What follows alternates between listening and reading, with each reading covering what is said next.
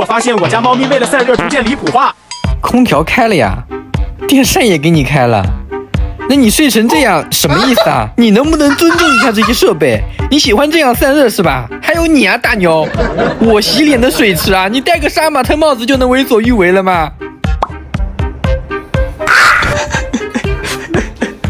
大雕，你更离谱了啊！你干啥呢你？啊，被我抓到了吧？家里什么条件啊？啊，还用脚踢在这里？你怎么不睡冰箱里啊？下来，下来！不可能！